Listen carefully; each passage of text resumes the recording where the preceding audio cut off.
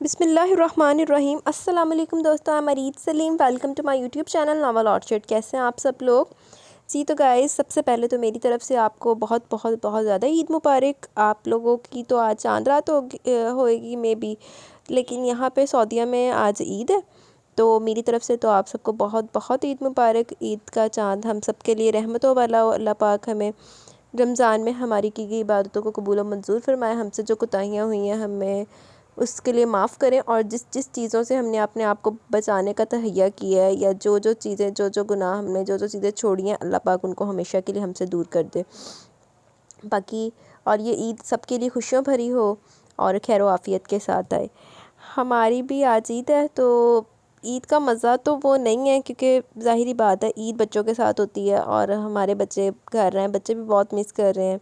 आज उनकी तो ईद नहीं है, उनकी सुबह ईद है, लेकिन अभी कल बात हुई थी तो यही कह रही थी कि ना कल हमारी ईद नहीं होगी, मैंने आपको फ़ोन करना है, ये वो। तो वो बड़ी सैड हो रही थी हुरब।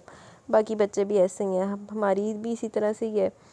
तो बस अल्लाह खैर रखे, अगली ईद पे होंगे बच्चों के साथ।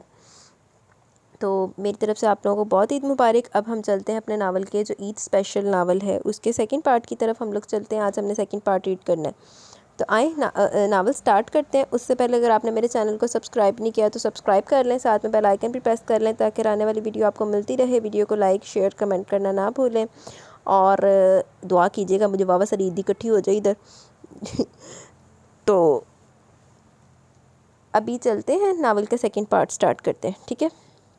पुप्पो मैंने मर जाना है, वो चहको पहको रो रही थी। नहीं मेरी जान, फायजा ने से गले लगा। एक चॉकलेट भी ना देते पुप्पो, कभी असाइनमेंट भी ना बनाते, भले से मुझसे इश्क भी ना करे पुप्पो। पर रोते रोते इससे बोलना मुश्किल हुआ था। फायजा ने रिदा को देखा जो कब से अपनी हंसी जब्त कर रही थी। इन्होंने इसे कड़ी नज़रों से घूरा कि इसके बिखरे वजूद को खुद में समेटा था।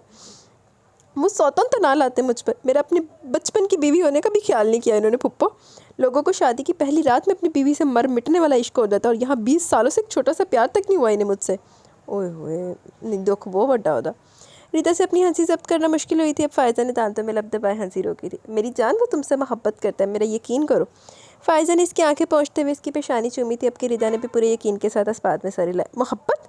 फुप्पो, सारी ज़िंदगी इन्होंने मुझे डांटा है। लोग अपनी मंगेतरों से डेट मारते हैं, इन्होंने कभी मुझसे प्यार से देखा तक नहीं। आप मोहब्बत की बात करती हैं, एक नंबर खड़ूस और सड़ियल है वो। अपनी हथेली की पुश्त से नाक रगड़ने को थी जब रिदा ने इसे घूरी से नवाजते हुए टिश्यू पकड़ाया था। इसकी ये बात पर फायजा ने कहका लगाया था। देखा देखा पुप्पो, ये बचपन से मेरे इतने हैंडसम भाई को सड़ियल खड़ूस न जाने क्या क्या कहती आई है। हमेशा की तरह रिदा से अपने भाई की शान में गुस्ताखी बर्दाश्त नहीं हुई थी। इनके हैंडसम पने का मैंने मुझे अचार डालना है कि जब उनको मुझसे मोहब्बत ही नहीं करनी तो आती तो। इसकी बात पर फायजा ने एक और कहकर लगा। अभी तुम ही ने तो कहा कि बनाए मैं से इश्क फरमा रहा है। फायजा ने इसे छेड़ा। इन्हें क्या पता था कि वो सच में छिड़ जाएगी। फुप्पो, मैं इनका ये मकसद कभी कामयाब नहीं होने दूंगी। मैंने वैसे भी इस नायमा का अच्छे से दिमाग दुरुस्त कर दिया। ओए होए, कितना तो वाकई बहुत अच्छे तरीके ना, लेकिन हुन जरा तेरा को दिमाग दुरुस्त होना ना। वो अपने आंसू पहुँचती अब के मजबूती से बोली। इसकी बात पर वह दोनों चौंकी थी। क्या किया तुमने ऐसा हीर? रीदा को इससे किसी अक्लमंदाना हरकत की वैसे भी उम्मीद नहीं थी, लेकिन हमेशा की तरह इसके दिल में खदशे लाक हुए थे। मैं बताता हूँ, मोहतरमा हीर इनाम का आली शान कारनामा। फवाद के सामने मुंह दिखाने लायक नहीं छोड़ा मेरी बचपन की बीवी ने मुझे।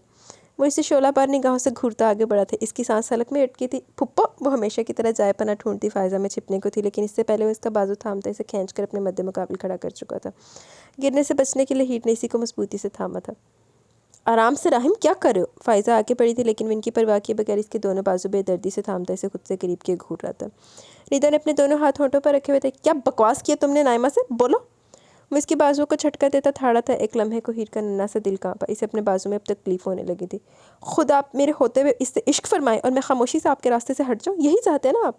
वो बेखौफी से चीखी थी। वो इस बार सच में शोलों में घिरा था। बकवास बंद करो हीर, वरना मुझसे बुरा कोई नहीं होगा। वो दांत पीसते चिल्लाया था। आपसे बुरा कोई है भी नहीं। इसकी आंखें छम से बरसी थी। राहिम छोड़ो इसे, क्या कर रहे हो? फाइजन इसके आहनी हाथों से इसके नाजुक से बाजू को छुड़वाना चाहा, लेकिन बेसुध। पुप्पो, इस पर आप बीच में ना आए। आपको नहीं पता पुप्पो क्या बकवास की इसने नाइमा से? मैं इससे इश्क करता हूँ और अपनी इस कमअक्ल बेवकूफ़ बीवी को छोड़कर इससे शादी कर रहा हूँ। वो इसे दोबारा झटका देता बोला। अब के हीर की चीख के साथ इसकी बरामद हुई। क्या कर रहे हो राहिम? जंगली हो तुम? ऐसे पकड़ता कोई किसी लड़की को? हटो यहाँ से। अब के इन्होंने इसे धक्का देते इसकी गिरफ्त सख्त गिरफ्त से हीर को छुड़ाया था, जो तड़पती हुई इनमें सिमटी थी। फायजा ने इसे तासुफ भरी नज़रों से देखते हीर के बातों से हिलाए थे। मैंने कहा था ना ये मुझसे मोहब्बत नहीं करते। आज तायब और पापा के सामने ये मुझसे शादी से इनकार कर रहे थे, माफ़िया मांग रहे थे। वो फ़ाइज़ा के सीने से लगी रोते हुए कह रही थी। राहिम हसन का दिमाग भग से उड़ा था। एक मिनट, क्या कह रही हो? फिर से बोलना। वो फिर इसकी तरफ हाथ बढ़ाने को था जब फ़ाइज़ा ने इसका हाथ हटाया। 1 मिनट फुप्पो, पूछे तो इससे किसने कहा मैं इन मोहतरमा से शादी न करने पर माफ़िया मांग रहा था? वो फिर इसके सामने आया था। पीनो ने मुझे बताया था ये तायब से माफ़िया मांग रहे थे कि मुझसे नहीं नाइमा से शादी करना चाहते हैं। फ़ायज़ा के सामने अपना केस मजबूत करने के लिए ये आखिरी बात इसने खुद बढ़ाई थी, लेकिन इसे क्या पता था वो अपने पाँव पकड़ हाड़ी मारी थी। वो धाड़ा था जस्ट शट अप हीर। वो गज़ब गज़ब में अपना बायां हाथ बुलंद कर गया। इरादा मारने का हरगिज़ नहीं था। होश में आओ राहिम। इन्होंने अपने नागवारी से इसके बुलंद हाथ को थामते हुए पीछे छटका था। साथ ही दूसरे हाथ से ईद को सर पर हाथ रखकर इसका रुख मोड़ा था। बीवी है वो फवाद की, नाराज़गी चल रही है दोनों में। मुझे पागल कुत्ते ने काटा जो मैं इन दोनों के बीच सुलह करवाते अपने लिए अजाब पैदा कर गया। वो 2 कौड़ी की इज्जत नहीं रहने दी इसने मेरी। इसकी धाड़ से ज़्यादा इसकी बात पर हीर ने फ़ायज़ा के सीने पर ही आंखें मीची थी। और फुप्पो, अपनी इस बेवकूफ़ अक्ल से पैदल भतीजी की अक्ल का अंदाज़ा लगा लें कि परवीन बानो और पीनो की बातों पर इन्हें यकीन है पर मेरी नहीं। वो इस पर एक अफसोस भरी नज़र डालता कमरे से बाहर चला गया। इसके मुस्तकिल होने पर फ़ायज़ा इसे अपने घर ले गई थी।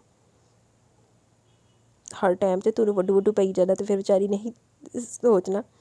फुप्पो क्या सिर्फ मेरी गलती थी? फुप्पो सारी ज़िंदगी वो मुझे डांटते हैं, कभी प्यार से बात नहीं की इन्होंने मुझसे। वो इसके बाजू पर पेन किलर ऑइंटमेंट लगा रही थी जहाँ इसके सख्त करीब से निशान पड़ गए थे और अभी से दर्द हो रहा था। वो अब इनकी गोद में सर रखे सूसू कर रही थी। अल्लाह ने बचपन से शौहर वाला तो बना दिया पर शौहर का प्यार नहीं लिखा मेरे नसीब में। वो बड़ी बूढ़ियों की तरह खुद पर अफसोस करती बोली। फ़ायज़ा को जहाँ हंसी आई वहीं वो दहल सी गई। अल्लाह ना करे ऐसा नहीं कहते, अभी तुम दोनों की ज़िंदगी शुरू ही कहाँ हुई है, दीवानी ना हो तो। इन्होंने इसके सर पर चप्पत मारी थी। क्या फ़ायदा फुप्पो, इनको अचानक से तो मुझसे इश्क नहीं हो जाएगा ना? रुखसती हो जाएगी, बच्चे भी हो जाएंगे, सारी ज़िंदगी बिना इश्क के गुजर जाएगी। ओए होए, बहुत दुख ने ही दी ज़िंदगी दे विच भी। इसके मुस्तकबिल का नक्शा खींचने पर फ़ायज़ा का कहकर जानदार था। ओह, तो मोहतरमा इश्क को छोड़कर बच्चों तक पहुँच गई। इन्होंने इसकी थोड़ी थामी और अपनी बात पर छेपी थी। तो मेरी दीवानी भतीजी मेरे निकम्मे भतीजे को सिखा देना इश्क करना। इनकी बात पर उठ बैठी। मुश्किल है पुप्पो, बल्कि नामुमकिन। मैंने सोचा चलो मुझसे ना सही नाइमा से सही, पर मेरे दिल को इत्मीनान हुआ कि चलो कम अज़ कम इन्हें मोहब्बत करनी तो आती है, मेरे साथ रहकर इश्क करना भी सीख जाएंगे। पर वो तो किसी काम के नहीं है पुप्पो। वो अफसोस से दाएं बाएं सर हिलाकर बोलती। इनको इतनी प्यारी लगे कि इन्होंने बेसाख्ता इसकी पेशानी चूमी। इन्हें तो ये भी नहीं पता कि इस रिलेशन में छुप छुप कर कभी फूल तो कभी चॉकलेट देना कितना ज़रूरी होता है। इनसे तो एक पत्ते की भी उम्मीद नहीं रही मुझे अब। इसकी मासूमियत पर इन्हें राहिम हसन की किस्मत पर रश्क आया था। कभी मेरा असाइनमेंट नहीं बनाया। मैंने सोचा था सुबह उठूँगी मेरे हाथ में असाइनमेंट देंगे कि जाओ हीर आज सबमिट करवा देना। इसकी बात पर इन्होंने अपनी हंसी ज़ब्त की थी। वो आज पूरे मूड में थी इसकी शिकायत दर्ज करवाने के, और वो बड़ी मोहब्बत से अपनी कुछ कुछ दीवानी और कुछ कुछ बेवकूफ़ भतीजी की अपने सड़ियल भतीजे के खिलाफ प्यार भरी शिकायतें मुस्कुराकर मुलाहिजा फरमा रही थी। लेकिन पास बिठा बिठा कर करवाता तो है ना। तुम्हारी किसी दोस्त के फियांसीज़ ने कभी इनकी पढ़ाई की इतनी फ़िक्र की है? वो तुम्हारे असाइनमेंट्स, तुम्हारे वीकली और मंथली टेस्ट के लिए तुमसे ज़्यादा परेशान रहता है। तुम्हारे रिजल्ट वाले दिन वो खाना नहीं खाता जब तक वो तुम्हारा रिजल्ट ना देख ले। वो अब के बिल्कुल चुप इनकी बातें सुन रही थी। मेरी जान, ज़िंदगी नॉवेल्स और टीवी ड्रामों फिल्मों से कहीं हटकर होती है। अक्सर ये बहुत तलख होती हैं, पर इन्हीं तलख पलों से हमें खुशियों के कुछ पल चुराने पड़ते हैं हीर। वो पलक झपकाए बगैर इन्हें देखेगी। नॉवेल्स टीवी ड्रामा को ज़रूर इंजॉय करना चाहिए, पर नॉवेल्स पढ़कर जब किताब बंद करो, ड्रामा देखकर जब टीवी ऑफ करो, तो हकीकी दुनिया में फ़ौरन से वापस आ जाओ। ज़िंदगी आंसू और मुस्कुराहट के इम्तजाज का नाम है। यहाँ तुम्हें कभी हंसना पड़ेगा तो कभी रोना भी पड़ेगा। यही ज़िंदगी का असूल है। वो रुकी थी। जैसे इम्तिहान में सबको अपने पेपर पर ध्यान देना ज़रूरी होता है, अगर किसी और का देख कर लिखेंगे तो वो चीटिंग कहलाती है ना। इसी तरह हमें अपनी ज़िंदगी पर फोकस करना होता है। किसी और की ज़िंदगी को देखकर अपनी ज़िंदगी में खामियां निकालेंगे तो हमारे रब से चीटिंग होगी, क्योंकि वो सबको बेहतरीन और बराबर देता है। इनकी बात पर इसने इस बात में सर हिलाया। सही बात की, ये बात बहुत अच्छी कही है। बल्कि इंसान अगर किसी दूसरे की ज़िंदगी को अपने माइंड में रखता है ना कि भाई उसकी लाइफ में ये हो रहा है, मेरी लाइफ में ये नहीं हो रहा, फिर वो ना अपनी ज़िंदगी में कभी खुश नहीं रह सकता और दूसरों को देख के अपनी ज़िंदगी ख़राब कर लेता है। वो तुमसे बहुत मोहब्बत करता ही। जिस तरह तुमने होश संभालते इसका नाम सुना, इस तरह इसने भी हमेशा अपनी ज़ात से तुम्हें जुड़े देखा है। वो अब मुस्कुराते हुए से देख रही थी। तुम्हें वो फैसल याद है? इनके पूछने पर एकदम सीधी हो बैठी। सारी बात जानकर इसका मुंह खुला था। और फिर तुम कहती हो मेरा भतीजा तुमसे मोहब्बत नहीं करता? इन्होंने मुस्कुराकर पूछा था। लेकिन पप्पू, मैं फिर भी कहूँगी इन्हें मोहब्बत करनी बिल्कुल नहीं आती। वो अपनी बात पर कायम अपने बाजू से हिलाती बोली। वो हंसी थी। लगता है मेरी बेवकूफ़ सी बल्कि दीवानी सी भतीजी को यकीन दिलाने के लिए मेरे भतीजे को अपने अंदाज से साबित करनी होगी अपनी मोहब्बत। इन्होंने प्यार से इसके चेहरे से बाल हटाए थे। इसने ब्लश होते हुए इनके कंधे पर सर रखा। तुम इस पर हाथ उठाने लगे थे राहिम, अफसोस की बात है। वो इसके शाने पर थप्पड़ मारती तासुफ से बोली थी। फुप्पो, अब ऐसे तो ना बोले, वो तो मैं इसको सिर्फ डरा रहा था। वो शर्मिंदगी से हंसता हुआ हवा से उड़ते अपने बालों को संवार रहा था। तुम्हें पता है इसके दोनों बाजू पर तुम्हारे सख्त जंगली हाथों के निशान पड़ गए। ऑइंटमेंट लगाया मैंने। कोई ऐसे भी पकड़ता है नाजुक सी जान को? आई एम सॉरी फुप्पो, वो सब अनइंटेंशनली हुआ। वो दिल से शर्मिंदा हुआ अपनी बेसख्ता हरकत पर इन्होंने इसे अपने घर बुलाया था। वो दोनों इस वक्त छत पर खड़े थे, जबकि वो इस क़यामत से बेखबर नीचे बच्चों के साथ मसरूफ़ थी। औरत ऐसी बातों को दिल पर ले लेती है पागल। अब कि इन्होंने इसके सर पर चप्पत मारी थी, वो बेख्तियार हंसा। वो औरत नहीं है पुप्पो। इसकी बात पर फ़ायज़ा ने इसे घूरा। अरे मेरा मतलब मेरे बचपन की बीवी है। इसकी जल्दी से बात पूरी करने पर वो हंसी थी। और ये बात इन 15-16 सालों में इसी ने मुझे रटवाई है। तब तक तो इसकी ज़ुबान फराटे भरना सीख गई थी। वो हंसते हुए बोल रहा था। फ़ायज़ा ने इसके चेहरे पर खुशगवारी महसूस करते सुकून का सांस लिया। आपकी बेवकूफ़ भतीजी की हर बात, आखिर को मैं आपकी बचपन की बीवी हूँ, आखिर को आप मेरे बचपन के शौहर हैं। या तो यहाँ से शुरू होती है, यहाँ पर ख़त्म। वो हंसता ही चला गया। और तुमने अपनी इसी बचपन की बीवी की एक ख्वाहिश भी पूरी नहीं की कभी। अफसोस है तुम पर राहिम हसन। वो इसे अफसोस से देखती हुई बोली थी। वो चॉकलेट फूल। वो अब के हंसा तो हंसता ही चला गया। तुमसे तो अब इसे एक पत्ते की भी उम्मीद नहीं रही। वो बिल्कुल भी नहीं हंस रही थी अब। वो और ज़ोर से हंसा। सारी ज़िंदगी इसको डांटते हुए आयो, पता है वो तुम्हारे बारे में क्या सोचने लगी अब। इनके पूछने पर वो मुस्कुराते हुए इस बात में सर ला गया। खड़ूस सड़ियल, जिसने बचपन के शौहर होने नाते कभी इसकी असाइनमेंट नहीं बनाया, कभी इसे प्यार से नहीं देखा, और तो और इसे कभी रातों को कॉल नहीं की, जिसे जज बनकर वो सिर्फ इसलिए गुनाहगार साबित करी क्योंकि इसने कभी अपनी बचपन की बीवी को एक फूल तो एक पत्ता भी नहीं दिया। वो मरे से अपने संगीन जुर्म गिनवा रहा था, और जिसे मोहब्बत करनी बिल्कुल नहीं आती। वो इसकी बात को मुकम्मल करती बोली, दोनों हाथ छत की मंडेर पर रखता जोर का कहका लगा गया। मैंने भी जवाबन कह दिया इसे। वो इसको देखकर बोली। क्या? इनकी आंखों में शरारत महसूस करके मैं लब दांतों में दबाता इसी शरारत से पूछ रहा था। यही कि मेरा निकम्मा भतीजा मेरी दीवानी भतीजी को खुद ही बताएगा कि इसे मोहब्बत करनी आती है नहीं। इसने कहका लगाया था। मैं तो बता दूंगा, मुझे कोई मसला नहीं है, पर सोच लें फिर वो नई शिकायत लेकर आपके पास पहुंच जाएगी। वो बज़ाहिर संजीदगी से बोला। इसकी आंखों से छलकती जज्बात से भरपूर चमकती शरारत महसूस करती हुए हंसते हुए इसके कान पकड़ गई। खबरदार राहिम, कोई उल्टी सीधी हरकत नहीं करना, बहुत मासूम है। ये मुझसे ज़्यादा और कौन जान पाया होगा कि वो कितनी मासूम है पुप्पो। इसने सरदा भरते अपना कान छुड़ाया। मैंने आज इसकी बातों से जाना। ये ठीक है इसे तुमसे रिवायती शिकायत है, वो तुमसे अपने शौहर होने के नाते वही सब कुछ डिमांड करती रही है जो आजकल लोग सिर्फ एक दूसरे के नाम की अंगूठी पहनकर करें। पर राहिम, वो इस रिश्ते की गहराई से बिल्कुल नाबलद है। वो गहरा सांस लेती बोली। पुप्पो, इसकी यही वाकफियत ने आज तक कैसे कैसे मेरा इम्तिहान लिया, ये मैं ही जानता हूँ। इसकी नज़रों में राहिम हसन अगर खड़ूस सड़ियल है तो पुप्पो इतने सालों से इसका बचपन का शौहर इसी की मोहब्बत और मासूमियत को बरकरार रखने के लिए इसकी नज़र में बुरा बनता है।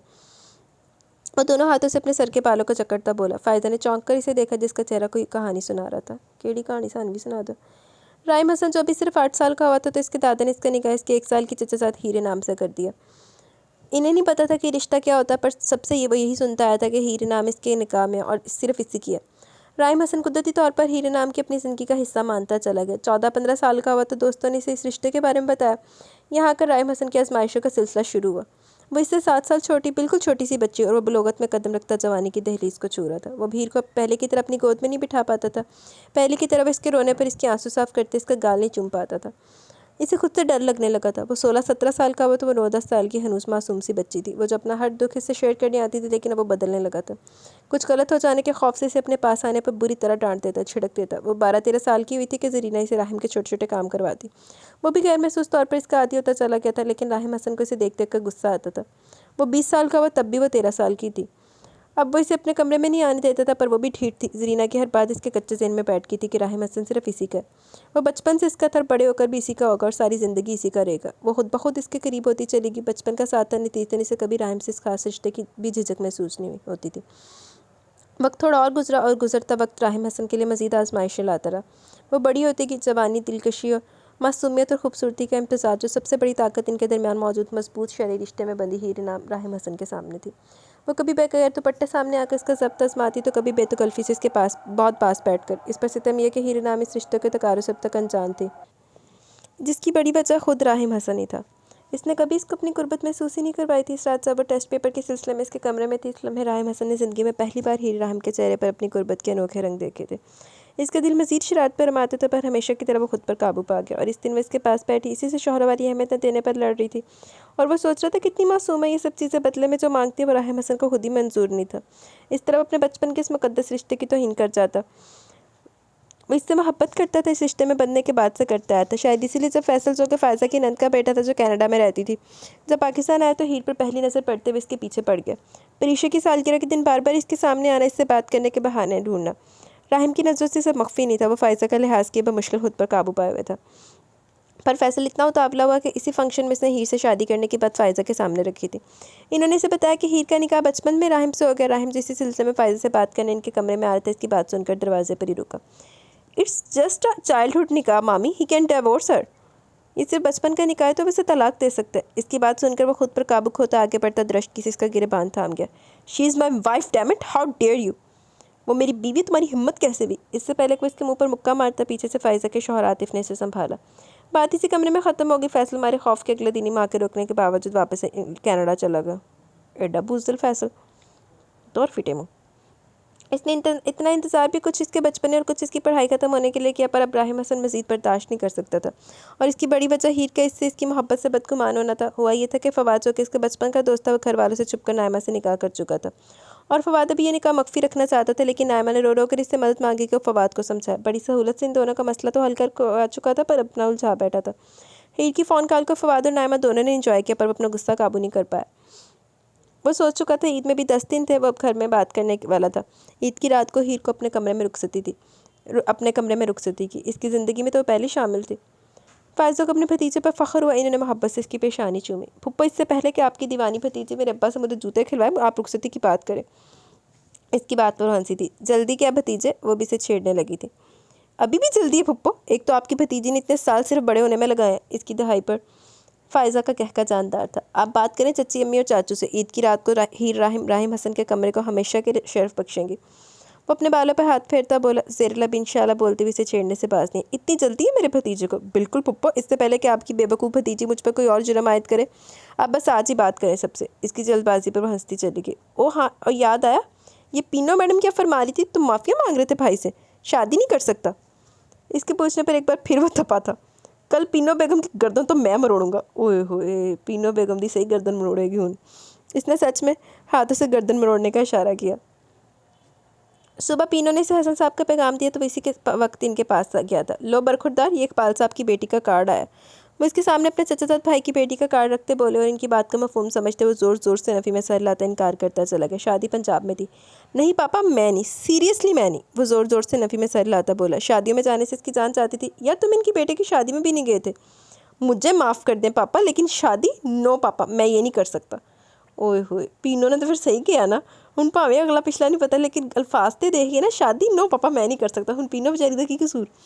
इसी वक्त बाहर कान लगाए खड़ी पीनो का जरीना ने डांट कर भगाया था। नहीं पापा नहीं, मुझे माफ़ करें, शादी मैं नहीं कर सकता। और इन्हीं आधे अधूरे वर्ड्स को ज्वाइन करके एक अक्लमंद खातून ने दूसरी अक्लमंद खातून को पूरी फिल्म बनाकर सुना दी। इसकी बात पर वो हंसी थी। अच्छा सब छोड़ो, रात का क्या सोचा? बहुत अच्छा सोचा, इंशाल्लाह अपनी बचपन की बीवी की सारी शिकायतें दूर करने वाला। इनकी बात पर इसने बालों में हाथ फेरते दिलकशी से कहा था। आप बस 12 बजे से पहले तक इसे ले आइएगा। अच्छा मैं चलता हूँ, रिदा की कब से कॉल्स आ रही हैं। अल्लाह हाफिज़। बोझलत मैंने गले लगाता, ये जा वो जा।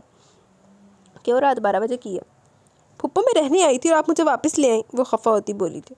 मेरी जान, रिदा अकेली कैसे सोएगी? इसके फ़ोन पर फ़ोन आ रहे थे। वो 11 बजे से लिए वापस आ रही थी। अब इनका यहाँ रहने का प्रोग्राम था। आतिफ इन्हें ड्रॉप करके चले जाते। बच्चे अपने चाचू के साथ घर में ही थे। घर आते आते 11:20 बज गए थे।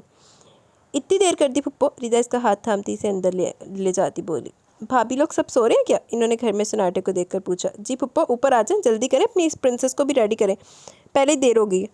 वो इसे अपने कमरे में ले गई थी। कौन प्रिंसेस? वो हैरत से पूछ रही थी, लेकिन फिर बेड पर पड़े खूबसूरत ड्रेस को देखकर वो एक लम्हे को रुकी थी। प्योर शिफॉन का रॉयल ब्लू फ्लेयर कुर्ता, इसके चारों तरफ में रेड और क्रीम कलर की खूबसूरत सी एम्ब्रॉयडरी की गई थी। कोहनियों तक आती शिफॉन की स्लीव्स, जिसमें अस्तर ना होने के सबब वो बिल्कुल बारीक सी मालूम हो रही थी, पर कलाइयों में वैसी एम्ब्रॉयडरी थी। क्रीम कलर का स्ट्रेट ट्राउज़र, स्लीव्स के जैसे बारीक शिफॉन का दुपट्टा, जिसके चारों तरफ रेड और हल्की सी एम्ब्रॉयडरी की वजह से दुपट्टे में वज़न पैदा हुआ था।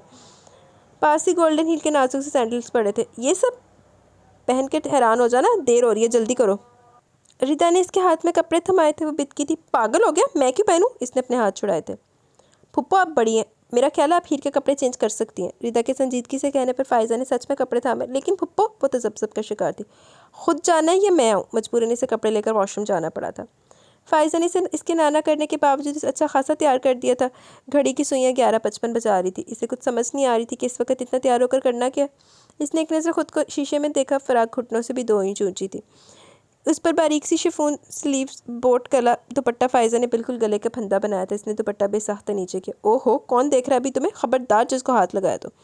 इन्होंने इसे टपटते हुए फिर से दुपट्टा सेट किया। फुप्पो ये इतना मॉडर्न ड्रेस लाया कौन है? कसम से अम्मी देखे ना तो बेहोश हो जाएंगी।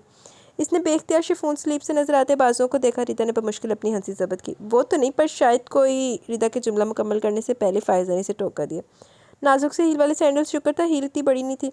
बालों को साइड की मांग करके खुला छोड़ा हुआ था। कानों में वाइट और रेड नगों के छोटे से टॉप्स, रेड और पिंक के इम्तिजाज की गहरी लिपस्टिक और आंखें, नशीली आंखें और इस पर खमदार घनी पलके, लाइनर और मस्कारे से सजी मजीद कातिल लगती। इसका अपने दिल धड़का गई थी। वह हद कंफ्यूज हो रही थी।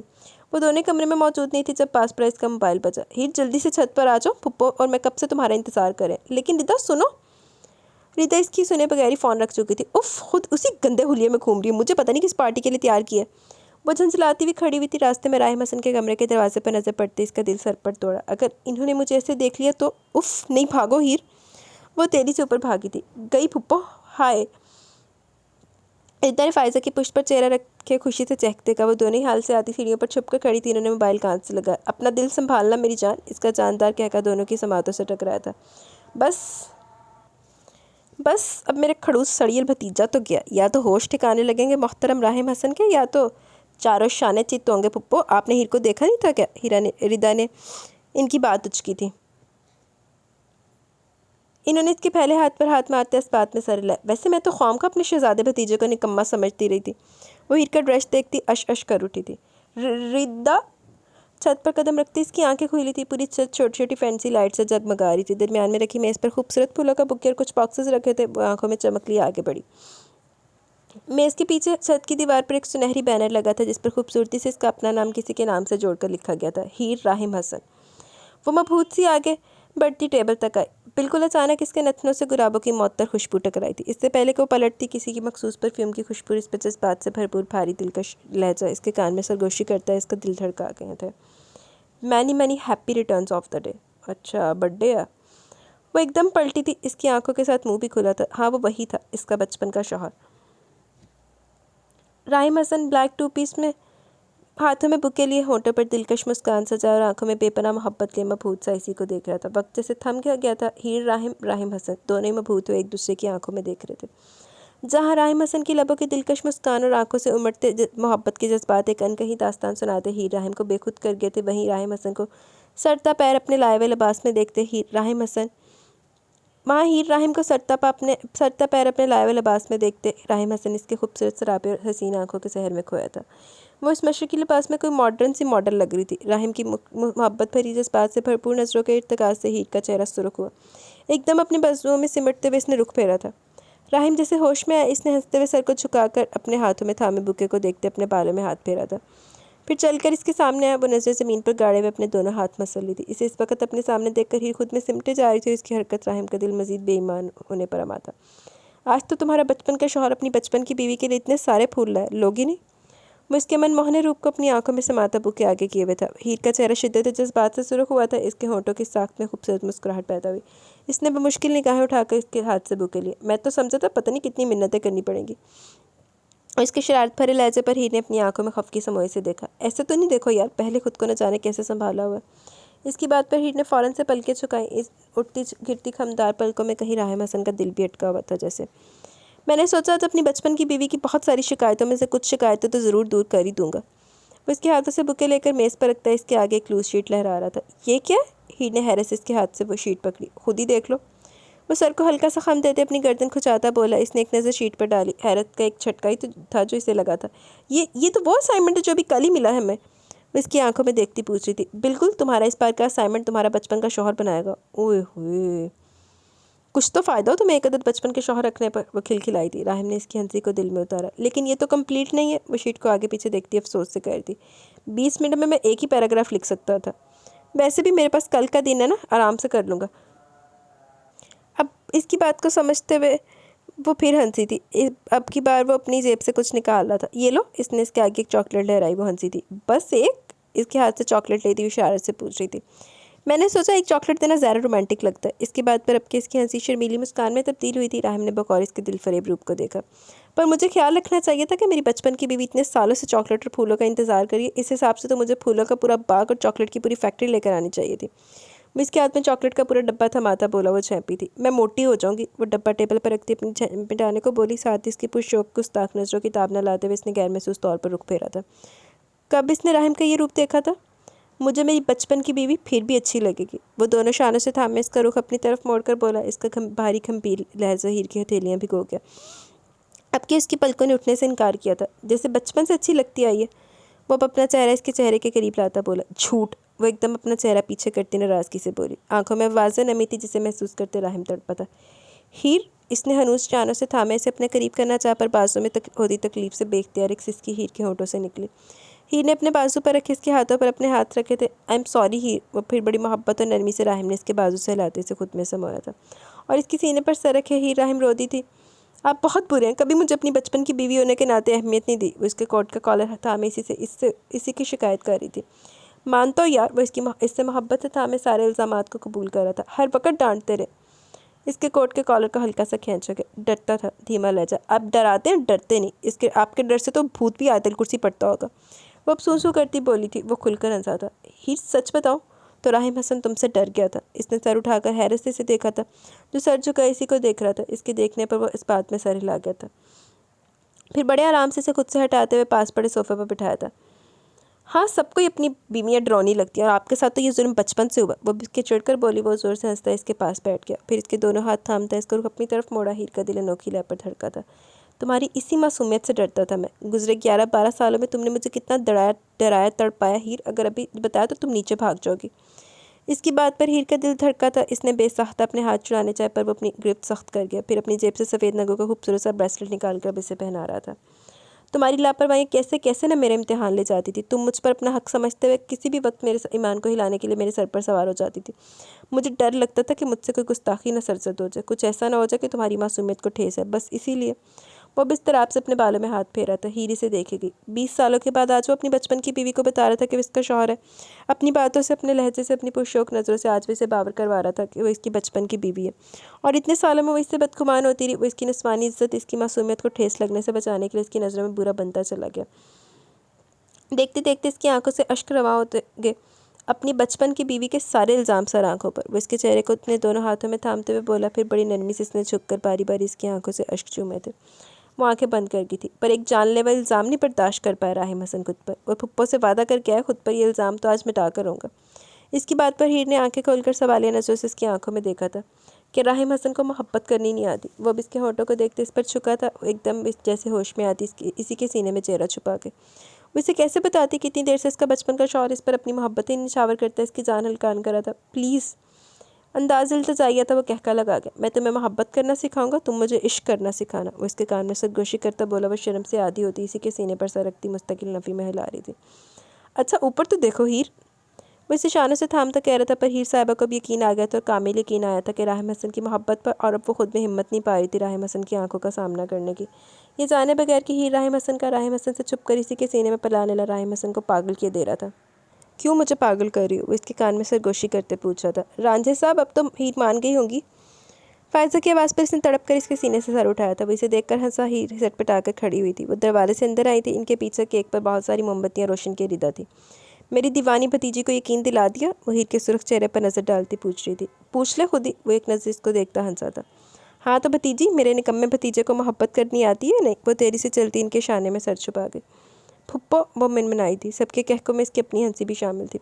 चलो चलो केक काटो। रिदा इसे खींचती हुई मेज़ तक लाई। धड़कते दिल के साथ इसने केक काटा और सबसे पहला टुकड़ा वो जो फ़ायज़ा के मुंह में डालने वाली थी, राहिम ने इसी के हाथ से अपने मुंह में डाला। फिर बचा हुआ टुकड़ा हीर के मुंह में डाला। फ़ायज़ा ने इसे घूरा था। अब बचपन की बीवी को अपने बचपन के शौहर को सबसे पहले तो केक खिलाना ही चाहिए ना। वो कंधे उचकाता बोला। हीर, भाई ने कोई गिफ्ट भी दिया या बातों पर टरखा दिया? रिदा की बात पर इसने अपनी कलाई आगे की थी। वाह भतीजे, मैं तो एवं तुम्हें निकम्मा समझती रही। इनकी बात पर इसने कहकर लगाया था। चलो जी, अब हम तुम्हारी बचपन की बीवी को कम से कम 7-8 दिन तो माइयों बिठाएंगे। बल्कि मैं तो सोच रही हूँ अपने घर पर बिठा देती हूँ, ताकि रुखसती तक किसी की नज़र न पड़े। इनकी बात पर जहाँ हीर के छक्के छुड़े थे वहीं राहिम ने इन्हें घूरा था। किसका माइयों पुप्पो, किसकी रुखसती? वो आवाज़ भागती तो हुई थी। इसकी शक्ल देखकर वो ज़ोर से हंसा था। जनाब ने निकाह तुमसे किया था तो रुखसत भी तो तुम्हें करवा कर आएगा ना। इन्होंने प्यार से इसकी थोड़ी थामी। वो इसके शर्माए घबराए रूप को आंखों में बसाए मुसलसल हंस रहा था। लेकिन पुप्पो, मैं इतने दिन माइयों बिल्कुल भी नहीं बैठूंगी। मुझे बकरा लेने जाना है। और फिर इसका ख्याल कौन रखेगा? वो सर छटकती हुई अपने मखसूस लापरवाह अंदाज में बोली। यानी इस रुखसती पर कोई एतराज़ नहीं था। वो हंसा था। लो देखो, मैं तो समझी थी ये कहेगी इतने दिन इनको देखे बगैर कैसे रहूँगी, और यहाँ बकरे का ख्याल रखने की फ़िक्रें पाली जा रही हैं। भाई अल्लाह ही खैर करे आप पर। राहिम के कहके पर वो खिफ़्फ़त होती हंस प्यारत रिदा को धमोका चढ़ने को थी जब फ़ायज़ा ने इसके हाथ को थामा। मियाँ, तुम्हारी बचपन की बीवी बिल्कुल ही दीवानी है। वो इसे खुद से लगा दी राहिम को देख कर बोली थी। और बचपन की बीवी का बचपन का शौहर इनके इश्क में दीवाना बनने को दिलो जान से राज़ी है। वो इसको देखता सीने पर हाथ रखता थोड़ा सा झुका था। हीर राहिम का दिल आज राहिम हसन की मोहब्बतों पर ईमान ले ही आया था। अच्छा हुण ते दीवानगी दी गल्लां आ रही बाद दे विच ना नहीं चित्रो चित्री होना। फूफो देखे रात को कैसे बोली थी मायूं नहीं बैठूंगी, और अब 12:30 बज गए। मोहतरमा कमरे से नहीं निकली। सुबह से भाई मुझसे 2 कप चाय के और 2 शर्ट्स प्रेस करवा चुके हैं। रिदा ने फायजा को अंदर कमरे में आते देखकर दोनों हाथ कमर पर रखे इसे घूरा था। सबको पता था राहिम के ये दोनों काम वही करती आई थी। सुबह सुबह से रीना भाभी और इनाम भाई के सर पर बम फोड़ा जनाब भतीजे ने कि सबको मानते ही बनी है। जाओ आप कमरे में जाकर अपनी शक्ल दिखाओ, मेरे भतीजे को सुबह से बेचैन है। फायजा ने मदद से कहा। इसका दिल धड़का था। ओहो, मतलब ईद को रुखसती पक्की? रिदा ने उठकर इसे बाहों में भरा था। बिल्कुल पक्का काम किया मेरी दीवानी भतीजी को काबू करने के लिए मेरे निकम्मे भतीजे ने। अब के फायजा ने इसे शरारत से देखा। इसके चेहरे पर राहिम हसन की मोहब्बत के अनगिनत रंग बिखरे थे। आए हाय पुप्पो, हीर शर्मा रही है, ये तो इनकलाब हो गया। वो सच में शर्म से मर जाने को थी। मजीद न बर्दाश्त करते इसने रिजा का हज़ार तोड़ा। पुप्पो देख लें, शुक्राने के नफल पड़ रहे होंगे कहीं बैठ के। सुबह से मेरी शक्ल नहीं देखी। सर झटक कर कहती वो दरवाजे की तरफ बढ़ी, लेकिन इसे दरवाजे पर ही रुक जाना पड़ा। जी शादी नहीं रुक सकती। पीनो हाँपती कांपती अपने सीने पर हाथ रखती से देख रही थी। हटो यहाँ से, पहले तुम्हारी वजह से कम जलील नहीं हुई हूँ मैं। वैसे घूरती बोली फायजा, और रिदा दोनों हंसी थी। मैं आपसे थोड़ी सी ज़्यादा। पीनो ने अपना दुख रोया। ओए होए, पीनो ने दुख बहुत बड़ा। लेकिन बाजी जी, अभी की खबर बिल्कुल पक्की है। राहिम भाई ने कहा वो ईद के दिन अपनी दुल्हन रुखसत करवा कर लाएंगे। और जी इस बार आप मुझे झूठा कह ही नहीं सकती। ये देखें, बाद में लोग अपनी बातों से फिरकर पीनो को जलील करते हैं। ओए होए, पक्का बंदोबस्त करके आई पीनो भी ऐश्वरी। वो मुंह बनाकर कहती मोबाइल में वीडियो चलाते बोली। हीर ने हैरत से मोबाइल इसके हाथ से लिया था। फायजा और ईदा दाएं बाएं इसके साथ सर जोड़े खड़ी हुई थी। चलो भाई इनाम, मेरे बेटे को अपनी बेटी दे ही दो। हसन साहब एक हाथ राहिम के गले पर डाले। इनाम साहब को देखकर बोले। वो नीचे देखता मुस्कुरा रहा था। इनाम साहब ने आगे बढ़कर राहिम को गले लगाया। हीर के दिल ने स्पीड पकड़ी। ये तो है ही मेरा बेटा। फिर खदीजा और जरीना ने बारी बारी इसकी पेशानी चूमी थी। राहिम थोड़ी बेवकूफ़ है वो। जरीना चिलमिलाती आंखों से इसका चेहरा दोनों हाथों में थामे गई थी। हीर की आंखें यकलक पानियों से भरी थी। इसके हाथों में मोबाइल लरसा था। फायजा ने मुस्कुराकर इसे देखा जो भीगी आंखों से स्क्रीन को देख रही थी। चच्ची अम्मी, वो कोई गैर थोड़ी है। इसने इन्हें गले लगाया। तभी वीडियो खत्म हुई और साथ ही हीर का रोना शुरू। हाँ, तभी दिल खोल कर डांटते। वो मुश्किल कहती हुई मोबाइल पीनो को थमाते चहको पहको रो दी थी। अरे अरे मेरी जान, क्या हुआ हीर? फायजा ने मुस्कुराते से खुद से लगाया, मगर वो मज़ीद रोती गई थी। फायजा समझ गई माँ को रोता देखकर हर लड़की की तरह हीर नाम का नाजुक सा दिल भी भर आया था। लड़की रुखसत होकर चाहे 7 समंदर पार जाए या दीवार मिली दूसरे कमरे में, हर लड़की के एहसास रुखसती के नाम पर बदलते थे और दिल सूखे पत्ते की तरह लरस जाता था। और यही हाल हीरे नाम का हुआ था, जिसकी आंखों और दिल में राहिम हसन का रात वाला रूप नक्श हो गया था। और इसी बाइस वो सारी रात ही जागी थी। हीर, वो तुम्हें कोई जापानी ले जा रहे, ये दीवार से दीवार मिली हुई है। रिदा ने हंस कर कहा। वो अकेले में मेरे साथ पता नहीं क्या करेंगे पुप्पो, कोई बचाने वाला भी नहीं होगा। ओए होए, वो सूसू करती है जाने में पता नहीं क्या बोल गई थी। अपनी बात का मतलब इसे फायजा और रिदा के मुश्तरका कह के ने समझाया था। इसका चेहरा सुर्ख हुआ। आप दोनों से बात करना ही फजूल है। वो अपना आप छुड़वाती वॉशरूम में गुम हुई थी। उफ़ हीर राहिम हसन, मजाल है तो तुम कभी सोच कर बोलो। वो शीशे में अपना अक्स देखती बोली, लेकिन खुद से नजरें मिलते ही इसे अपने गाल तपते हुए महसूस हुए थे। पूरे 2 दिन वो इसके सामने नहीं आई थी। इसने पीनो के हाथ शर्ट भिजवाई थी, जो हीर ने अपने कमरे में प्रेस करके पीनो के हाथ वापस भिजवाई। जरीना ने इसे किचन में बुलवाया था। मेरी बेटी तो माइयों में बैठ गई है भाभी। जरीना ने इसे देखकर शरारत से कहा। वो चैंपी थी, लेकिन फिर कुछ याद है। अम्मी, ताई अम्मी, आप दोनों सुन लें, मैं माइयों बिल्कुल नहीं बैठूंगी। इसकी बात पर खतीजा हंसी थी। अच्छा चलो, ये ग्लास है, इन्हें धोकर रखो। पीनो से धुलाए तो ये 3 सेट बर्बाद हो जाएंगे। वो कहते हुए खतीजा के साथ बाहर निकली थी। इसने ग्लासों को देखते हुए मुंह बनाया था। कोई कदर ही नहीं है, होने वाली दुल्हन अब ग्लास धोएगी। बाबाज बुलंद कहते इसने ग्लास की ट्रे सिंक के पास रखी थी। वो जो रिदा से चाय बनवाने किचन में आ रहा था, दरवाजे पर आ रुका था। कितने ग्लास हुए भला? 1 2 3। वो फिर मिक्स हो जाते। अपनी बचपन की बीवी की अक्ल पर अश अश करता कर उठता वो दरवाजे से टेक लगा गया। उफ़, 3 सेट है और हर सेट में 6 गिलास, तो कितने हुए? वो ऊपर देखती सोचते हुए बोली। 18। वो इसके कान में सरगोशी करते इसे डरा गया। वो सीने पर हाथ रखती अचानक उछली थी। ओए होए, मैंने लगता गिलासा का स्यापा हो गया जे। हीर, थोड़ी सी त्वचा पढ़ाई पर दे दी होती तो आज ये हाल ना होता कि तुम्हें 3 के टेबल पर भी सोचना पड़ता। ओए होए, इसकी बात हमेशा की तरह हीर को आगे तो लगा गई थी। सारी अक्ल तो आपकी डबल मास्टर्स डिग्री में मकीद हो गई थी ना, मेरे लिए कुछ बची नहीं। वो गुस्से से अचानक पलटी, लेकिन वो पीछे नहीं हटा था। दोनों में फासला ना होने के बराबर था। नतीजतन हीर सिंह से पीछे हुई थी। वैसे मैं सोच रहा था। राहिम ने अचानक अपना हाथ बढ़ाया। पीछे हटे। वो इसकी कुर्बत से परेशान होती सर पिटाते हुए अपना हाथ पीछे कर गई। और नतीजतन वो 18 ग्लासों के 3 सेट ओए हुए गए। मैं क्या सी ना। जिन्हें जरीना के ख्याल से पीनो लापरवाही से तोड़ बैठेगी। इनकी नज़र में इनकी जिम्मेदार बेटी बहुत एहतियात से धोकर रखेगी, लेकिन इनकी सदा की नालायक बेटी अपने बचपन के शौहर के रोमांस का बेदर्दी से कत्ल करते सारे के सारे ग्लास सिंक में गिराती तोड़ चुकी थी। वो मुड़ी थी। ये क्या किया आपने? वो सदमे से बेहोश होने को थी। पूरी 18 लाशें सिंक में पड़ी थी। इसका मुंह चढ़ा रही थी। हीर, क्या किया तुमने? जरीना की धाड़ती आवाज़ आई थी। अम्मी, वो हवास पख्ता हुई। ये मेरे रोमांस का सत्यानाश करने की छोटी सी सज़ा है मिसेस। वो इसके बिल्कुल करीब आते मदे से बोलता से तपाए तो गया। ये आपका रोमांस है? वो चेहरा पीछे करती फटी फटी आंखों से बोली। भाभी आए, देखें ज़रा अपनी जिम्मेदार बहू के कारनामे। आवाज़ करीब से आई थी। मुझे तुम्हारी बेवकूफ़ी, मैं अम्मी को बताऊंगी, ये मैंने नहीं बल्कि इनके प्यारे दामाद ने तोड़े हैं। वो शिकायती अंदाज में बोली। मुझे तुम्हारी बेवकूफ़ी पे कोई शक नहीं है हीर राहिम हसन। वो इसके चेहरे पर फूंक मारता खिड़की से कूद गया था। ओए हुए। वो ट्रांस की कैफियत में खिड़की की तरफ देख रही थी जब जरीना अंदर आई। इनके पीछे खतीजा भी थी। हाय भाभी, पूरे के पूरे ग्लास तोड़ दिए। क्या करूँ मैं इस लड़की का? भाभी, हफ्ते बाद इसकी शादी है। इन्होंने सर पर हाथ मारते कोई एक सलामत ग्लास को ढूंढते अफसोस किया था। जिनसे मेरी शादी है ना ताई अम्मी, इन्होंने तोड़े हैं। वो ज़ोर से बोली। बचपन की बीवी की गुलफशानी पर खिड़की की दीवार से लगे बचपन के शौहर ने बेख्तियार अपना सर पीटा था। ओए हुए, बांदा सी होता। राहिम ने? जरीना सीख पाई थी। बिल्कुल, वो अभी यही थे। इन्होंने ये सारे ग्लास तोड़े। मैं सच कह रही हूँ ताई अम्मी। खुद को बचाते बचाते वो हंसी हुई थी। राहिम को अपने मुस्तकबिल पर रहम आया। देख रही है भाभी आप, जरीना का बस नहीं चल रहा था थोड़ी सी अक्ल इसके दिमाग में घुसा देती। कोई बात नहीं जरीना, अब ये 3 सेट जनाब बचपन के शौहर ही लाएंगे, फिक्र नहीं करो। वो भी इसी की माँ थी। इससे पहले कि वह सबको बताती कि खिड़की से कूद कर भागा, इसे वहाँ से जाने में आफियत लगी थी। सही गल है, और बिस्ती होवे थे पहले ही इज्जत नाल ही चला जा। मुझे बकरा चाहिए तो चाहिए। हीर राहिम ज़िद्दी लहजे में बोली। जरीना इसे घुरी से नवाजा। घर में 2 बकरे आते थे, अब इसकी ज़िद थी इसे एक अलग से छोटा सा बकरा चाहिए, और इसी सिलसिले में वो राहिम के सर पर जा पहुंची। 20 सालों से इस कमरे में बेधड़क चली जाती थी। आज इसके कदम मन मन के हो रहे थे। अभी 3 दिन पहले ही तो हुए थे अभी 3 ही तो दिन हुए थे राहिम हसन को हीर राहिम पर यह साबित करते कि इसे मोहब्बत करना आती है। और ज़िंदगी में पहली बार हीर राहिम अब अपने बचपन के शौहर से कुछ कुछ झिझकने लगी थी। हाँ आ जाओ, फिर चलते हैं मंडी। इसकी आवाज़ बाहर आई थी। वो ज़रूर फवाद से बातें कर रहा था। इसके कान खड़े हुए थे। 2 लूँगा, हर साल की तरह, एक चाचू का एक हमारा। इसके बोलने पर वो अभी की सारी झिझक बुलाए ताक रखती अंदर आई थी। 2 नहीं 3। राहिम ने हैरत से देखा जो हाथ की उंगली से 3 का इशारा किए हुए थी। चलो आ जाओ तुम, रखता हूँ, अल्लाह हाफिज़। फ़ोन रखकर इसकी तरफ मतवज्जा हुआ। 3 किस खुशी में? वो इस पर एक ख़ास नज़र डालता पूछ रहा था। और इन 3 दिनों में ज़िंदगी में पहली बार हीर राहिम इसकी गुस्ताख नज़रों को समझते हुए खुद में सिमटने लगी थी। और राहिम हसन दिल ही दिल में मुस्कुराते हुए हमेशा की तरह खुद को संभाले बच्चा जानना चाहता था। अपनी मखसूस बेतकल्फ़ी से इसके बेड पर आकर बैठी थी। भाई देखें, एक पकड़ा है ताई अब्बू और ताई अम्मी का, एक अब्बू और अम्मी का, और वो उंगलियों पर गिनती से इसे बता रही थी। और तीसरा, राहिम ने इसकी बात उचकी, और तीसरा मेरा और आपका। इसके मरे से बताने पर राहिम की आंखें वहाँ हुई थी, लेकिन वो हमेशा की तरह अपनी कही गई थी। मेरा और तुम्हारा? वो हैरत से पूछा था। हाँ ना, इस घर में अब से 3 फैमिलीज़ हो जाएंगी, तो 3 बकरे। मैं भी चलूँगी आप दोनों के साथ। ओह, फैमिली भी बन गई तीसरी। वो दानिशमंदाना अंदाज में कहती एकदम खड़े होते बच्चों से जोश से बोली थी। इसकी फैमिली की बात करने पर राहिम ने इसके चेहरे को बहुत खोजा, लेकिन हीर राहिम हसन सिर्फ अलग से बकरा लेने की वजह से इतने प्यार से अपनी फैमिली बना की थी। इसके अलावा राहिम हसन को इस मासूम चेहरे पर ढूंढने से भी कोई खास बात नहीं दिखी थी। मैं अभी रिदा को बता कर आती हूँ, वो कहकर जाने को थी जब वो अचानक होश में। तुम कहाँ चलोगी? इन मोहतरमा के इरादे जानकर राहिम ने इसे घूरा था। मैं अपना बकरा खुद लूँगी, मैं तैयार होकर आती हूँ। रिदा, रिदा, वो कहकर रिदा को आवाज़ें देती चलती बनी थी। पुप्पा आप ठीक थी, इन मैडम को ही पूरे 10 दिन माइयों बिठाना चाहिए था। इसने तिल मिलाकर अपने बालों में हाथ फेरा था। ओए होए, एक बकरा और पै गया।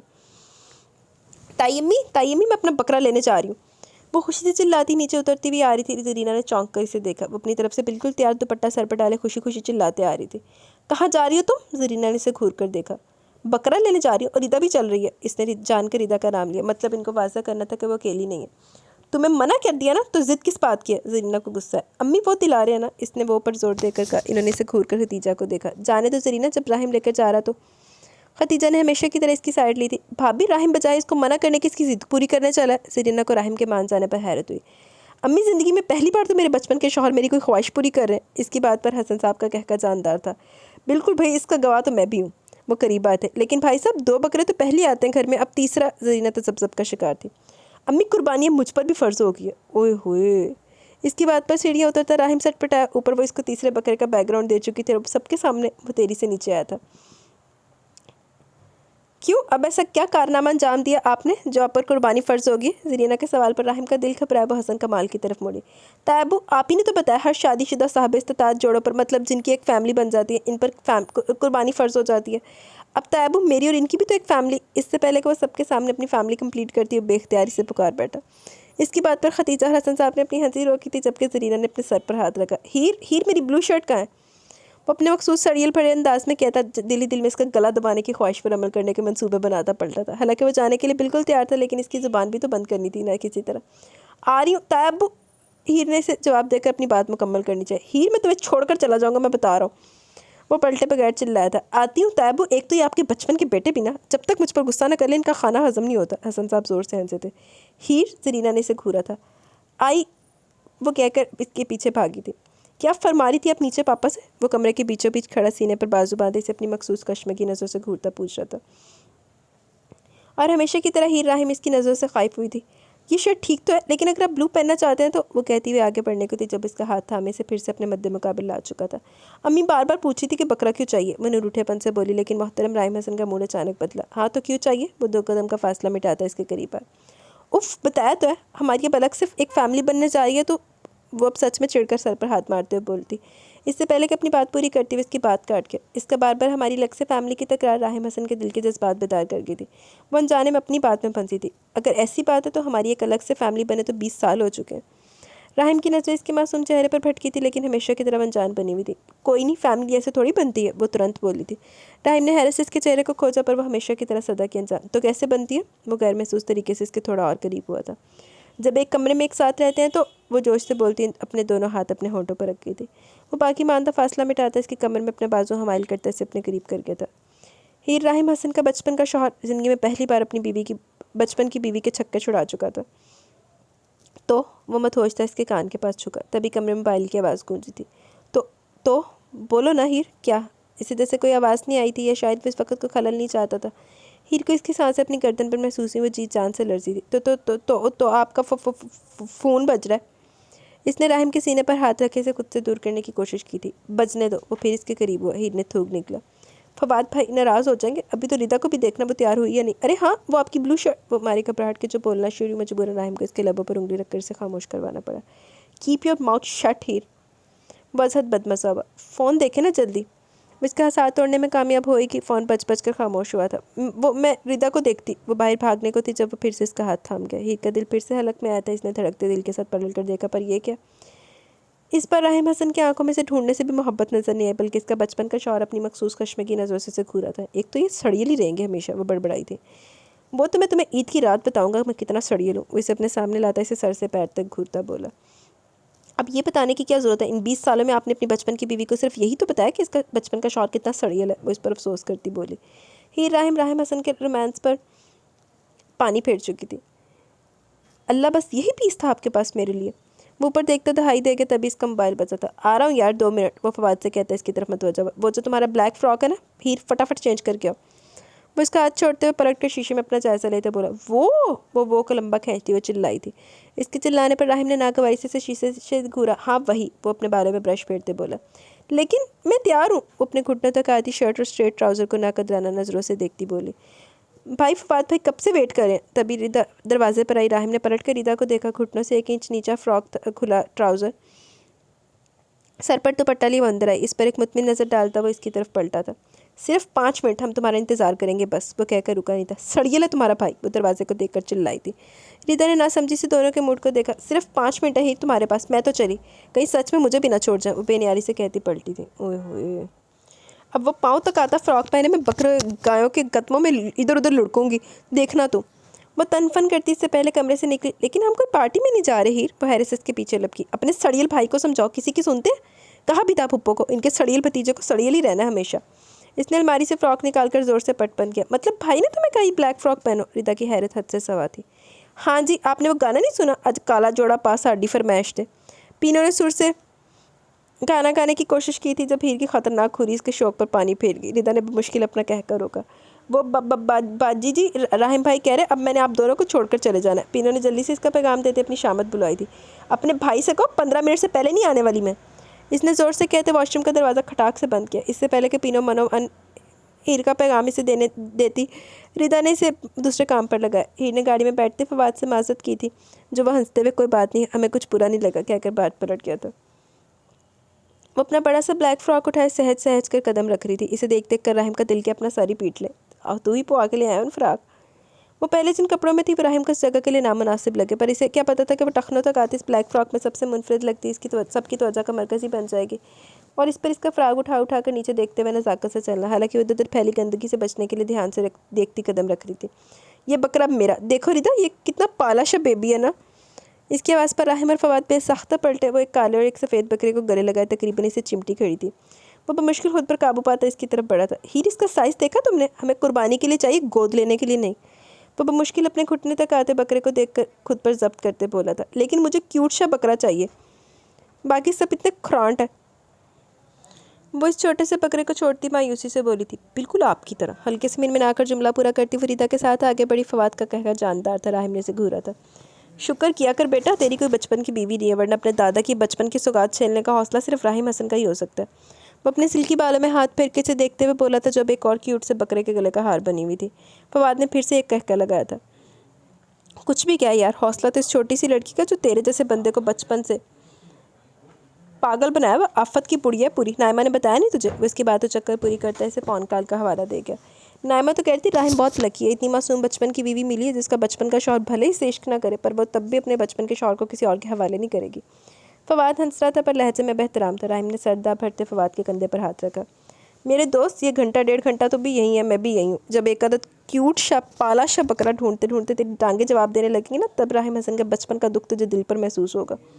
वो इसके कंधे को थपथपाते हुए मतानत से कहकर आगे बढ़ा था, जबकि फवाद हंसता वह इसके पीछे लपका था। हीर, मैं 2 बकरे ले चुका हूँ, फवाद अपनी गाय ले चुका और तुम्हारा वह क्यूट बकरा मिलकर ही दे रहा। वो फटी तो पड़ा था, तो इसमें मेरी क्या गलती? आप खुद भी तो देख ही रहे हैं, किसी बकरे का कद बड़ा तो कोई शक्ल से क्यूट नहीं लग रहा। वो इधर उधर देखती बोली। राहिम ने गहरा सांस लिए खुद पर काबू पाया। 2 घंटे होने को आए थे इनको यहाँ आए हुए। शुक्र है नायमा को इस मखलूक से डर लगता है, मैं सुजुकी वाला देखता हूँ कोई। फवाद हीर को एक नज़र देखते इसके कंधे पर हाथ रखकर अफसोस भरे लहजे में बोला, जो अब एक बकरे को हाथ लगाने की तगोदो में थी, पर वो भी शायद किसी बात पर गुस्सा खाया हुआ था जिसे सर मारने को तैयार था। राहिम ने दांत पर दांत रखे इसे घूरा था। वो हंसता हुआ आगे बढ़ा था। और इसको देखें, ये तो दूर से मारने आ रहा है, अब ऐसे बकरे के साथ मैं सेल्फी कैसे लूँगी? वो अफसोस से दाएं बाएं सर को हिलाती बोली। राहिम ने इसे घूरा था जबकि रिदा ने बेजार शक्ल बनाई। रिदा, मुझे तो लगता है इसका भी कोई बचपन का शौहर है, देखो ना बेचारा ज़िंदगी से बेजार लग रहा है। वो ज़रा सा झुककर बकरे की शक्ल को गौर देखती बोली, बचपन का शौहर नहीं, बीवी हीर। रिदा तब कर कहती ज़रा सी आगे बढ़ी। जाने मन ये बकरा है। इससे पहले कि वो रिदा को जवाब देती अपने बहुत करीब सरगोशी सुनकर वो सटपटाकर गर्दन मोड़ गई। मैं शरारत से इसे देख रहा था। इसके तर्ज तखातब पर हीर राहिम का चेहरा सुर्ख हुआ था। लेकिन मैं तुम्हारी बात से इत्तफाक करता हूँ, इस दुख के मारे की शक्ल देखकर सही मानों में लगता है बेचारे की बचपन की बीवी 24 घंटे इसके सर पर सवार रहती है। वो इसको आंख मारता सीधा हुआ था, पर हीर राहिम हसन के 14 तबक रोशन कर गया था। वो मज़ीद सटपटाकर पीछे होते किसी से टकराई थी। इसके साथ ही किसी की खुशबूदार जुल्फ़ें इसके बारू से मस हुई थी। हीर ने फ़ौरन से पलट कर पीछे देखा, लेकिन इसकी अपनी रूही फना हुई थी। हीर देखकर राहिम ने इसे अपनी तरफ खींचा और हीर राहिम हसन, जो अभी राहिम हसन के तर्ज तखातब पर इसकी हरकत पर सुर्ख होती से शर्मा रही थी, किसी की परवाह न करती बीच मंडी में एकदम इससे लिपटी थी। असल में हीर राहिम अभी भी अपने बचपन के शौहर से शर्माते हुए जिनसे टकराई थी और जिनकी खुशबूदार जुल्फ़े इसके हाथ को बूसा देगी थी, वो कोई और नहीं बल्कि हीर राहिम के अपने कद से भी बड़ा बैल था। हाय अम्मी, इतना बड़ा है, आए मुझे बचाएं। वो इससे लिपटी इसके अंदर घुसी जा रही थी। आसपास के लोग मतवज्जा हुए थे। साहब कुछ नहीं कहता, आप यहाँ आगे से हाथ लगा लें, बल्कि खुश होता है। वो व्यापारी सिचुएशन की परवाह के बगैर राहिम को अपना बैल बेचने के लिए अपना बैल की तारीफ़ें करने लगा था। और राहिम हसन के हवास जो इसे खुद से लिपटा देखकर अब तक मफलूज हो चुके थे, अचानक काम करने लगे थे। बच्चियाँ डर जाती हैं। एक बूढ़े शफीक अंकल ने शफकत से मुस्कुराते हुए हीर के सर पर हाथ फेरा। वो बमुश्किल मुस्कुराया। हीर क्या करी हो, ये हमारा बेडरूम नहीं मंडी है, हटो। इसके कान में गुर्राते हुए इसने इसे बाजू से पकड़े खुद से दूर करने की कोशिश की। हीर ने ज़रा सा फासला बढ़ाकर अपने साइज से भी बड़े बैल को देखा, जो अपनी गोल गोल आंखों से हीर राहिम को देखता पूछ रहा था, कैसी हो? वो फिर इससे लिपटी थी। माशाल्लाह साहब 700 किलो का है। वो मोहब्बत से इस पर हाथ फेरता बोला। इसका वज़न सुनकर हीर को गश आने लगा। पहले इसको हटाएं। वो इसके सीने में घुसते हुए मिनमिनाई थी। बेटा हटाओ इसे, बच्ची डर रही है। वही शफीक अंकल व्यापारी को डांटते हुए बोले। इसने अपने पीले पीले दांतों की नुमाइश करते हीर को मरे से देखा। अरे हटाओ भाई इसको। अब के राहिम ने थोड़ा गुस्से और झंझलाकर इसे घूरा। अपने दांत में घुसता बैल को हटा गया था। अब आप मुझे छोड़ना पसंद करेंगी? वो इसके सर को देखता तंजिया बोला था। हीर ने इसे देखने की बजाय हनूज से लिपटते हुए पहले गर्दन मोड़कर अच्छे से अपनी तसल्ली की थी। उफ़, हट गया वो। मुझे तो लगता है ईद की रात मुझे तुम्हें अदाब सिखाने में लगेगी। तुम्हारी ये बेतकल्फ़ी मुझे मरवाएगी किसी दिन। वो इसे खुद से दूर करते इसका हाथ था। मैं मंडी से बाहर आया। पीछे रीदा अपनी हंसी छुपाती तसव्वुर में फ़ायज़ा के सामने इसकी टांग खींचने की तैयारी करती आ रही थी। बहुत तमाशा हो गया, चलो। वो अपनी शर्ट की स्लीव्स मोड़ता बोला, कोई नहीं मेरा बकरा। इसकी दहाई पर राहिम ने से घूरा था। 5 मिनट है तुम्हारे पास, नहीं पसंद आया मैं अपनी मर्ज़ी से कोई भी ले लूँगा। वो कहता हुआ अंदर बढ़ा था, क्यों कोई भी ले लेंगे, मुझे क्यूट बकरा ही लेना, सुन लें आप। वो तनफन करती इसके पीछे लपकी, जबकि ईद अफसोस से सर लाती आगे बढ़ी थी। ओए होए, देखो की मुकदी हीर, ये बहुत छोटा है। राहिम ने गहरा सांस लिया, अपने घुटने से बमुश्किल 1-2 इंच ऊंचे बकरे को देखकर कहा, ये भी तो देखो कितना क्यूट है, पाला शब बेबी, बस ये डन है। वो क्यूट से नन्हे मुन्ने बकरे की बलाएं लेती बोली, लेकिन इसके दाम सुनकर राहिम चीखा था, ऊँट नहीं ले रहे हम, ये 2 इंच का बकरा 30,000। राहिम ने अपने बचपन की बीवी और बकरा दोनों को एक साथ घूरा था। इसके 2 इंच बोलने पर बचपन की बीवी ने बुरा मनाते अपने बचपन के शौहर को घूरा था। ओए होए, कुर्बानी के जानवर को ऐसे नहीं कहते, अल्लाह नाराज़ होता है। ओए होए, तो जड़ा हुणे खरांट कहती पी सी ओहदे ते अल्लाह नाराज़ नहीं होता। वो खफकी से कहती अब्दुल्लार से अपने क्यूट से बकरे के सर पर हाथ फेरी थी। तुम्हें तो मैं कुर्बान करूँगा हीर राहिम हसन, ईद की रात तक रुक जाओ ज़रा तुम। वो मुँह ही मुँह में बड़बड़ाता बकरे वाले की तरफ मतवज्जा हुआ। हीर बकरा फाइनल कर चुकी थी, मजबूरन राहिम को 25 में बात तय करनी पड़ी थी। 4 घंटे लगाकर ये इतना सा बकरा लाए हो तुम राहिम? हसन साहब ने बेटे पर अफसोस किया। इसने गुस्से से हीर को घूरा था, जो इनकी तरफ मतवज्जा नहीं थी बल्कि चारे को देख रही थी। पापा मैंने ये दोनों लिए, आप ये देखें। राहिम ने इनका ध्यान अपने खरीदे हुए तकड़े बकरों की तरफ दिलाया। ताबू मेरा बकरा देखें, मैंने पसंद किया। वो अचानक से इनका बाजू थामती इनका रुख अपने नन्हे से बकरे की तरफ करती बोली, क्यूट है ना तायाबू? वो बकरे के गिर्द अपनी बाहें फैलाती पूछ रही थी। इन्होंने बेसाख्ता पास खड़े बेटे को देखा, जिसने अपने पसंद के बकरे पर हाथ फेरते जताती नज़रों से इन्हें देखा था। वो कहकर लगा गया, पापा पापा आप देखें, मेरा पाला सा बेबी है ये। इनाम साहब को देखकर वो अब इनकी तरफ लपकी थी, जबकि हसन साहब ने इनके आने पर बेसाख्ता ऊपर देखकर शुक्र अदा किया, वरना इनके हंसने पर वो ज़रूर इनसे खफा हो जाती। इनको देखकर राहिम हंसा था। मोहतरमा हीर साहिबा ने एक को अपना क्यूट सा बकरा दिखा, वो जो वाकई पाला सा बेबी था, पूरा वाइट, जिसके सिर्फ कान आधे काले थे। पुप्पो देखें, इसकी पलकें भी हीर जैसी हैं, बड़ी बड़ी। निदा के कहने पर जहाँ बड़ों ने अपनी हंसी रोकी, वहीं राहिम हसन खुलकर कहकर लगा के और वह नाराज़गी से वॉकआउट कर गई थी। ओए होए, अपिया क्यूटी का लंच का टाइम ख़त्म हो रहा है, अब वो डिनर क्या करेगा भला? क्यूटी को चारा खाते देखकर परीशा को फिक्र हुई थी। हाँ कह तो तुम ठीक रही हो, वो भी परेशानी से बोली। चौकीदार को राहिम ने सख्ती से गेट छोड़कर कहीं जाने से मना किया था। ये इतना सा पड़ा है, भैया के दोनों बिग गॉड्स हमेशा क्यूटी का हिस्सा भी खा जाते हैं। आप ही परीशा ने थोड़े से रखे चारे की तरफ इशारा करते दोनों बकरों को गुस्से से घूरा। बिल्कुल सही कह रही हो तुम, मोबाइल लाओ ज़रा मेरा, भाग कर जाओ। वो इन दोनों बकरों को घूरती परीशा से बोली, ओके अपिया। वो सर हिलाती अंदर भागी थी। ओए होए, मैं लगता फिर राहिम का ज़ब्तदा इम्तिहान है। रिजवान अली सन्स को मेल कर दी थी आपने? वो फाइल के वर्क पर टाइप पूछ रहा था। जी सर, आज सुबह ही कर दी थी। इसकी बात पर राहिम ने बेख्तियार खड़ी पर नज़र डाली, जो कि 4 बजा रही थी। बस बात में सर लाता दोबारा फाइल की तरफ मतवज्जा हुआ था। सर वो गौहर कंपनी को क्या रिप्लाई देना है? रिजवान के पूछने पर इसने अपना सर उठाया था। इनसे कह दो कि मैं दोबारा इनसे मीटिंग चाहता हूँ। तभी इसका मोबाइल बचा था। स्क्रीन पर चमकते नंबर को देखकर एक लम्हे को हैरान हुआ। रिजवान मैं आपसे बाद में बात करता हूँ। वह सर हिलाता कमरे से बाहर चला गया। इतने रामदे अंदाज में सीट की बैग से पुष्ट लगाते हुए कॉल रिसीव की, होंठों पर मुस्कान थी। हेलो सुने, आप घर कब आएंगे? वो छूटते बोली। राहिम ने गहरा सांस लिया। अस्सलाम वालेकुम हीर, मेरे ख्याल में बात शुरू करने से पहले, अरे अरे हटाओ इसको, मेरी क्यूटी पर चढ़ जाएगा। हाँ मैं पूछ रही थी आप घर कब आएंगे?